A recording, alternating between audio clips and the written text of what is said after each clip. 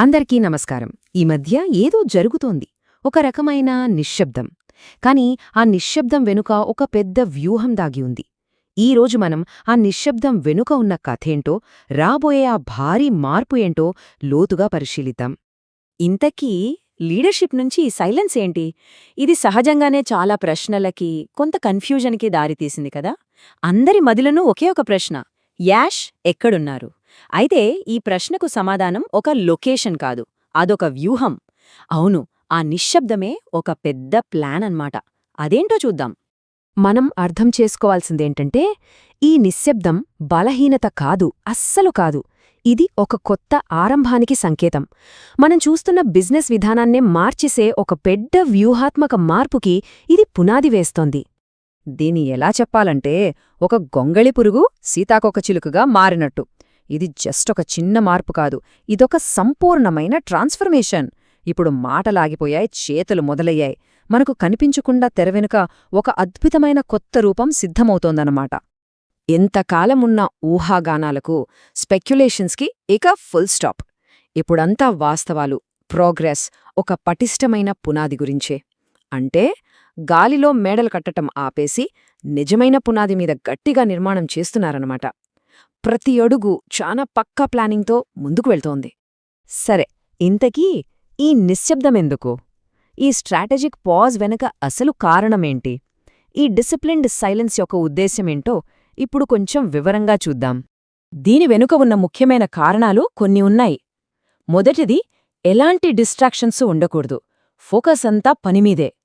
రెండోది, ప్రతీదీ ఒక పద్ధతి ప్రకారం క్రమశిక్షణతో నిర్మించాలి. మూడోది, ఏం చేస్తున్నాం, ఎందుకు చేస్తున్నాం అనే దానిపై అందరికీ పూర్తి క్లారిటీ ఉండాలి. తద్వారా చిన్న చిన్న తప్పులకి గాని, అపార్థాలకు గాని అస్సలు ఛాన్స్ ఉండదు. అంతా క్లియర్ కట్టుగా ముందుకు వెళ్లాలన్నదే ప్లాన్.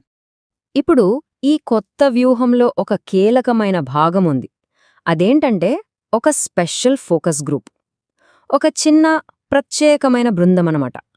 అందర్నీ ఒకే మాట మీదికి తీసుకురావడానికి వీళ్ళు ఎలా పనిచేస్తున్నారో చూద్దాం. అయితే ఈ గ్రూప్ అంటే వీళ్ళు ఎక్కువ అర్హులు, మిగతావాళ్లు తక్కువ అని కాదు. ఇక్కడ పాయింట్ అది కాదు.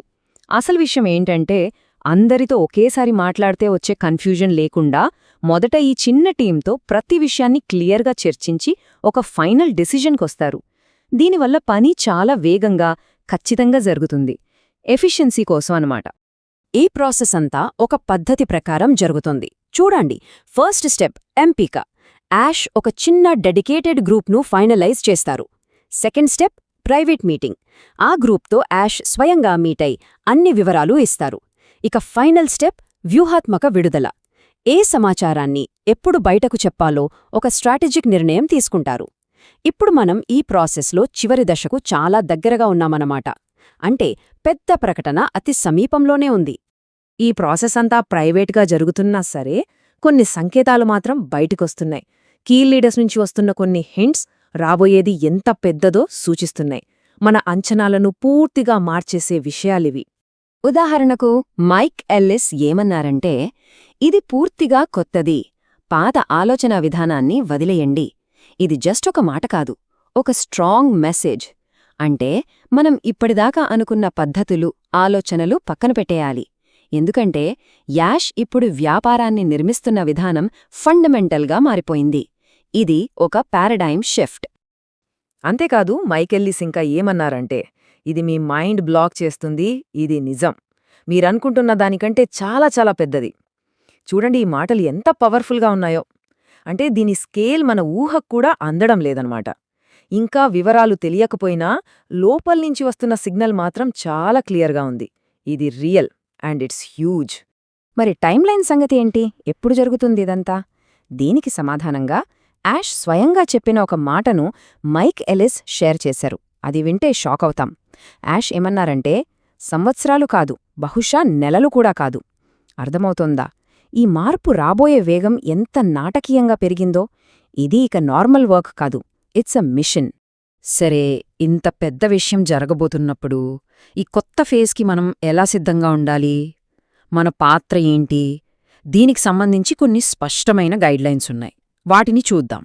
ముఖ్యంగా మనం చెయ్యాల్సింది ఏంటంటే, సూజీ, క్రిస్, జూలీ, మైక్ వీళ్ల నుంచి వచ్చే అప్డేట్స్ని ఫాలో అవ్వాలి, ఎందుకంటే వాళ్లకే డైరెక్ట్ ఇన్ఫర్మేషన్ వస్తుంది. ఇక మన పాత అంచనాలు, ఊహలు వాటన్నింటినీ పూర్తిగా పక్కన పెట్టేయాలి. ఒక పాజిటివ్ మైండ్ సెట్తో ఉత్సాహంగా ఉండాలి, ఎందుకంటే చాలా పెద్ద సమాచారం అతి త్వరలో రాబోతోంది. దానికి మనం రెడీగా ఉండాలి. చివరిగా ఒక్క విషయం గుర్తుంచుకోవాలి. ఇది కేవలం ఒక బిజినెస్ మార్పు కాదు. దీని ప్రభావం మన జీవితాలపై కూడా ఉంటుంది. అందుకనే ఆ మాట అంత బలంగా చెప్పారు. మీ జీవితం మారబోతోంది. ఇది చాలా పర్సనల్ మెసేజ్. అందుకే ఇప్పుడు అసలైన ప్రశ్న ఏం రాబోతోంది అని కాదు. అసలైన ప్రశ్న, రాబోయే ఈ అపూర్వమైన మార్పుకు మనం మానసికంగా సిద్ధంగా ఉన్నామా అనేది. ఇది కేవలం ప్రేక్షకులుగా చూసే మార్పు కాదు, మనం కూడా ఇందులో భాగం కాబోతున్నాం. So let's get ready.